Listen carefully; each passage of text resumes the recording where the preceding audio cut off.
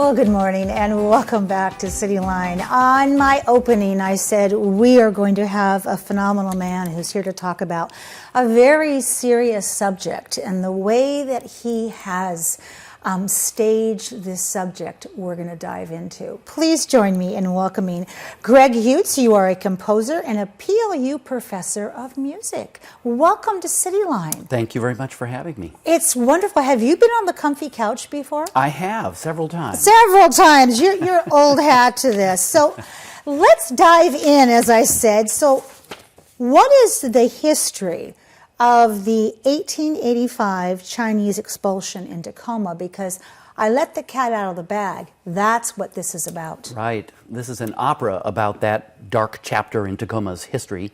Tacoma was not alone in expelling its Chinese. In 1882, the federal government had passed the Chinese Exclusion Act, which tried to shut the door on Chinese immigration.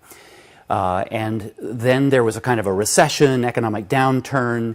Seattle was rising as Tacoma was sort of sinking in the region. And so there was a variety of reasons why a variety of people in Tacoma, the mayor, the city council, the judge, the newspaper, and a lot of working people sort of fighting for labor rights, all decided that the Chinese needed to go. The labor people considered them scab labor, hired by capitalists, right? So there's all these dynamics, and of course, just good old-fashioned racism. Yeah. Anyway, the result was that on November 3, 1885, a mob with guns and clubs literally drove the Chinese community out of Tacoma, marched them to Lakewood in the rain, put them on a train, and Tacoma to this day has no Chinatown. Oh. That is it smacks of the lessons we still haven't learned with putting people on planes or buses and thinking that is the way to understand them. So why is opera an effective way to talk about this? Because I love opera, but I am a rare bird. Most people go opera and they think of Wagner and the braids and the horns, and I don't understand it. So why did you choose opera?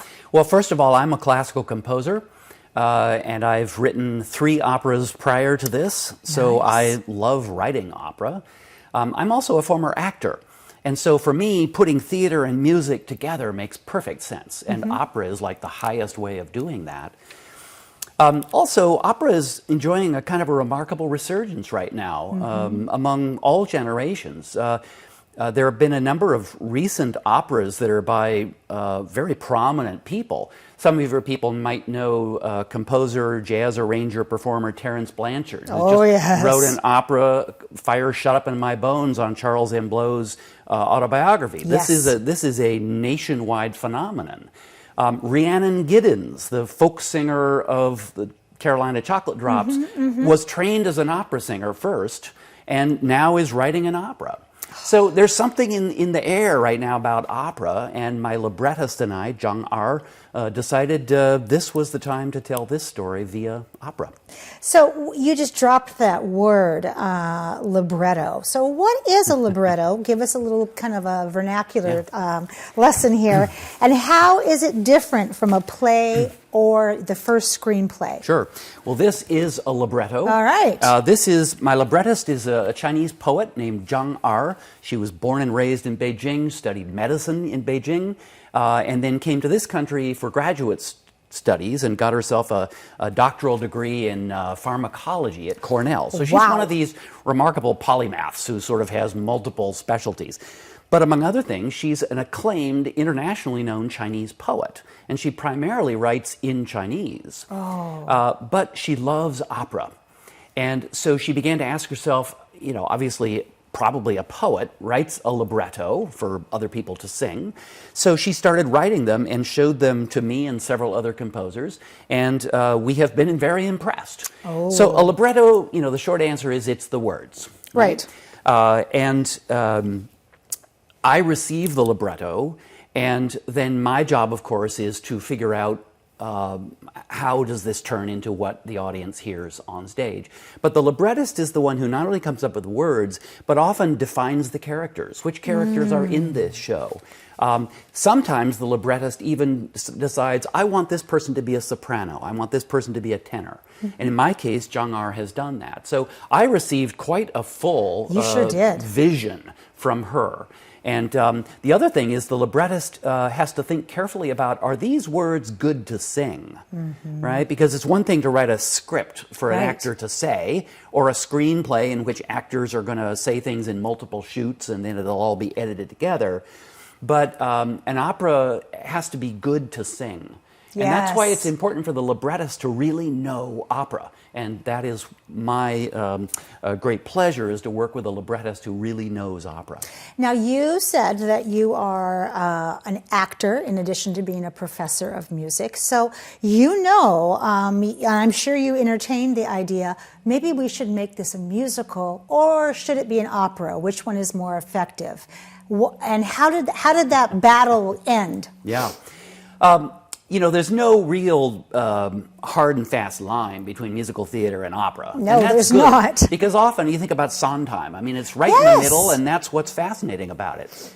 On the other hand, you know, at the extremes, you can say that a musical theater is essentially a play with lots of songs and dances. Right. And you can say that an opera is essentially a sung concert that happens to be staged.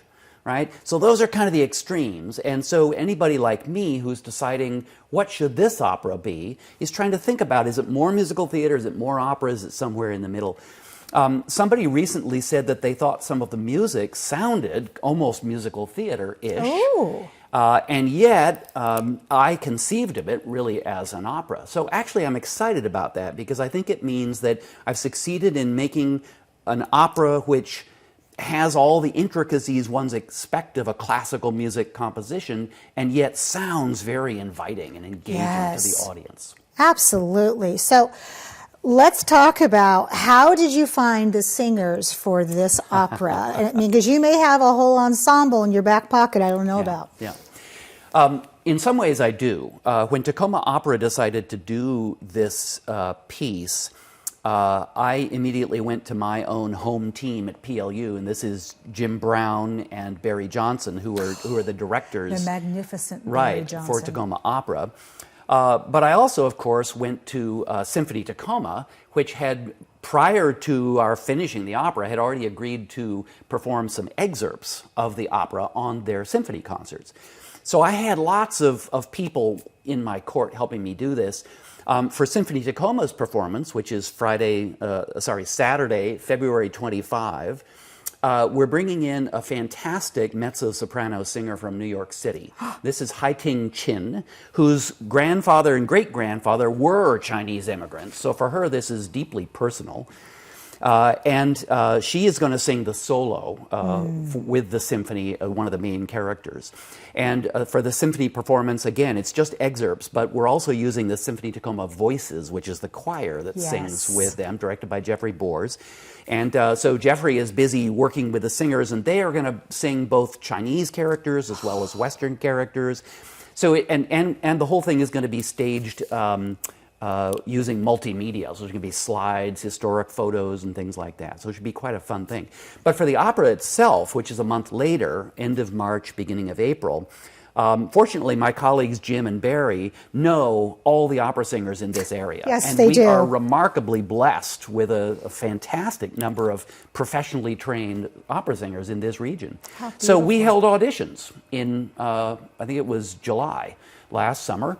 And lots of people came, and we basically cast the show. Oh, how fortunate. I'm terribly excited about the quality of this cast. So both Hai-Ting Chin singing for the symphony, as well as the singers singing for the actual Tacoma Opera fully staged performance, it's going to be so exciting. So last question here. What is the involvement of the Chinese Reconciliation Project and Tacoma Historical Society? Because they captured the information first. Yeah. I'm really excited that both the symphony performance and the opera are just part of a kind of a series of events this year. The Chinese Reconciliation Project Foundation is the one that, in conjunction with the city and Metro Parks, runs and develops that Chinese park, the Yes. Tacoma Reconciliation Park. Yes, beautiful park. And that park is still half done, right? There's more buildings to be built. We're still working on that. But they are the ones who kind of keep alive the story. They've published several books about the topic.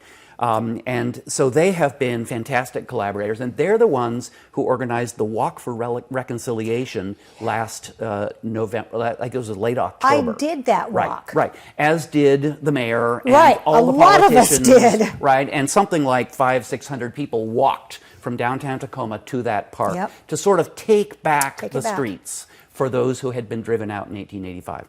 So that happened. Now the symphony performance, then the opera performance.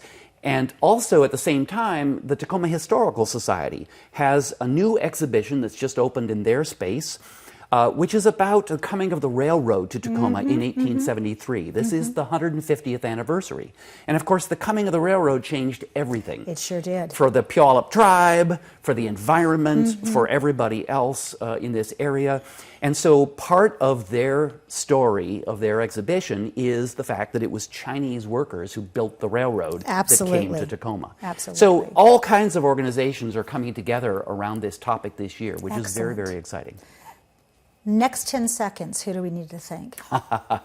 Well, I'd like to thank, of course, all my immediate collaborators, Zhang R, Haiting Chin, Jim and Barry, Sarah Ioannidis from the Symphony who said yes to this, Yes. Lim Forgy from the opera who said yes to this. But on top of that, of course, Chinese Reconciliation Project Foundation, and I would like to particularly thank Tacoma Creates. Oh, there we go. For supporting not just the symphony and the opera and CRPF and the Tacoma Historical Society, but I hope that voters know that we voters did that. Yes, you we did. created that institution, which has literally changed the arts and culture environment of the city of Tacoma. So Well hats said. off to Tacoma Thank you. Creates. Thank you for being here today, and thank you for all of this beautiful form of communication that you've given us. And I can't wait to see it. My pleasure. Thank you you. for having me. We have much more to come on Cityline. Don't go away. We'll be right back. Yeah.